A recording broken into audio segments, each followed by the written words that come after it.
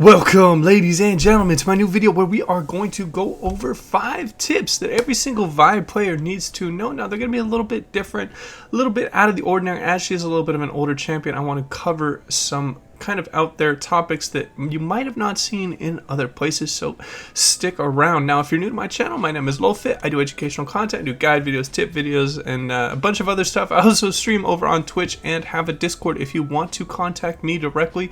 I'm going to put some links in the comments down below if you would like to check those out. And I really pride myself, and this whole channel is just built around helping people get better at League of Legends. So if you want any kind of help, maybe just a quick OPGG review, or maybe a quick one-on-one where we go into a game and do some just some basic lane mechanics, stuff like that.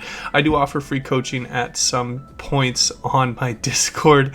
They've been a little bit scattered, but you know, a little bit busy. So without further ado, let's jump into the first tip for Vi.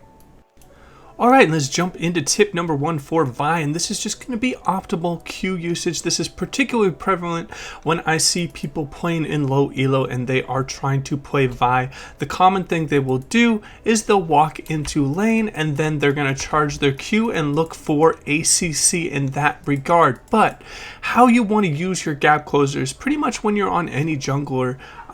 Here, let's maybe let's clear these dummies. Let's give it a little bit more of a pushed in scenario when you are ganking. So how you want to approach the lane, let's toggle off these minions real quick, is you want to gap close as much as possible with just your movement, and you want to wait until they use their flash, maybe their an E that can get them out of trouble, and that is when you want to follow up with your Q. If you are able to close the distance at all, you really do not want to use this, because first of all, it's going to give them time to dodge if you're starting to charge it up right here, and they're going to be able to go one way or the other. But if you're closing the distance, getting really close to them and looking to just auto a bit, then getting that gap close, it's going to be a lot harder for them to dodge your Q when you are extremely close, because it is just, they're going to have less time to react. So keep this in mind when you're looking to gank. Obviously, it's going to be better when you are going around this way, right?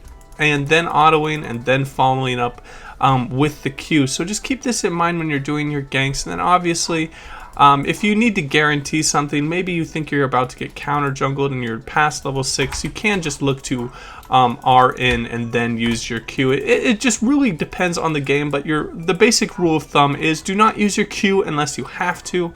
And yeah, that will wrap up tip number 1 for Vi.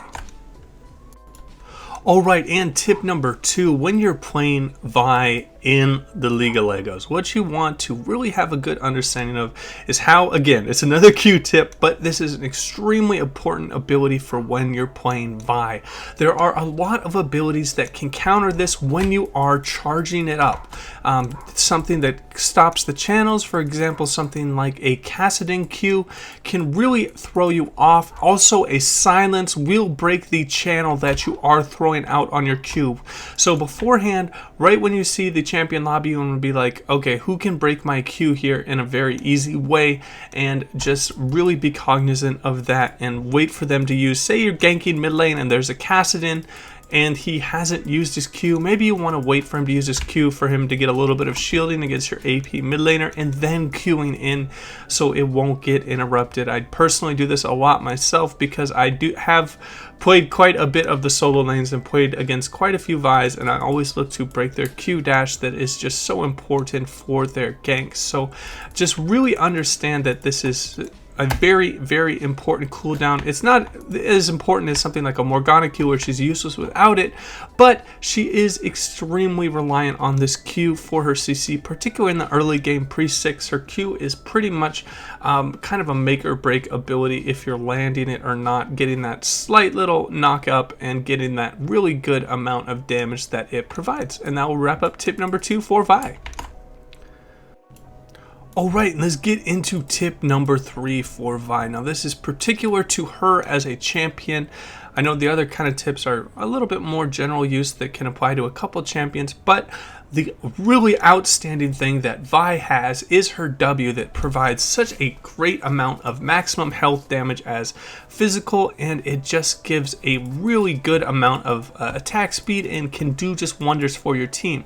How you want to use this is you're able to solo dragons at a fairly low level due to the passive damage you're going to be able to do with your W, and then also the shield strength that you're going to get with your passive. So always look to have, if you have any ability to take objectives, you should really be looking to do that. And this applies to both the objectives, the dragon and the herald. So if you want to look to play around a particular side of the map, what you want to look to do is have a ward out, or maybe even just hit the vision bush to make sure that the jungle is not in the area. And what you want to do is guarantee the lane presence of your team. Maybe give top priority by looking for a gank on the enemy laner, and really try to open up the enemy top lane. Maybe force a flash out of this guy, lower his HP a bit so he cannot contest your Rift Herald take, and allow him to come down if you want to do it that way. Or you can always solo things as Vi, but it will be a little bit more safe to guarantee that your top laner has priority. And that will wrap up tip number 2 for Vi, or tip number 3. Alright, I'm going to go over a few key points with items and runes when you play Vi. Now, the great part about Vi's kit is she has very high base damages, and what that allows you to do is you're able to focus on being a little bit more defensive and shoring up your kind of your weaker defensive side with runes. This is going to be, Aftershock is just an absolute must take at the moment with Vi. I'd say about 98% of pros are taking it right now through pro builds. The only time I'd consider anything other than Aftershock is if you're feeling very confident, you've played a shitload of Vi and know her different thresholds, you know how far you can push her, you know her limits, and you're in a very good jungle matchup that you're comfortable in and have played 100 times, so that you might be able to look for a different room. But Aftershock just provides her so much bit of damage, bit of armor buff, and bit of magic resist buff, and extremely easy proc between your R and your Q.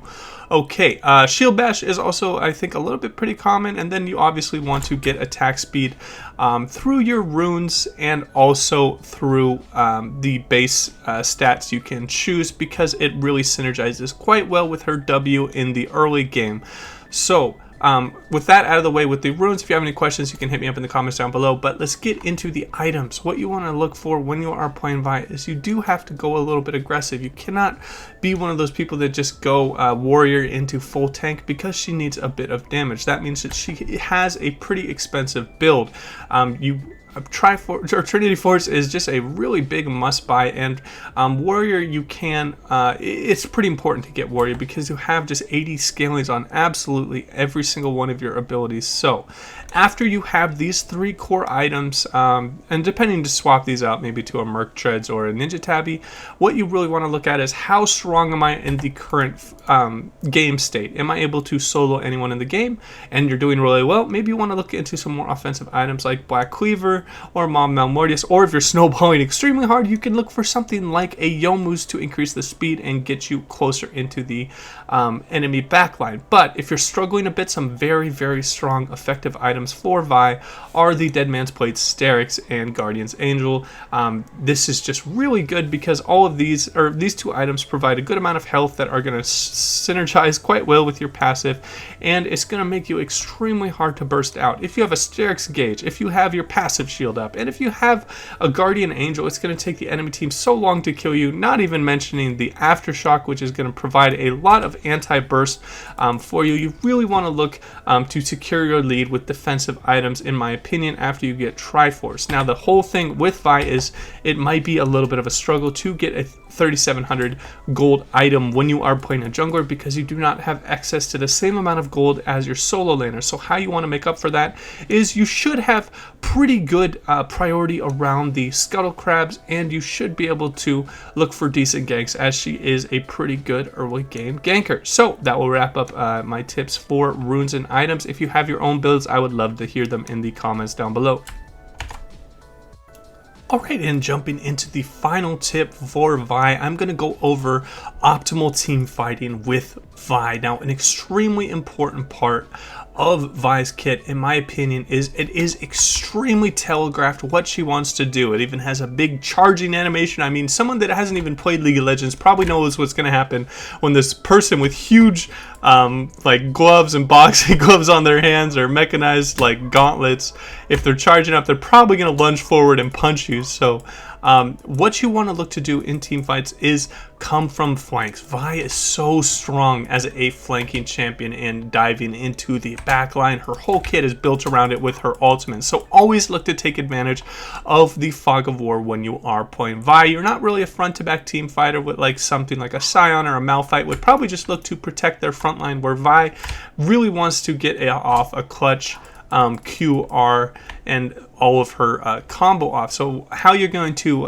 really optimize this is with a sweeper or control wards. Is going to help out a lot. Also, when you are playing Vi, there was a kind of recent buff where everything that is in the way of your ult and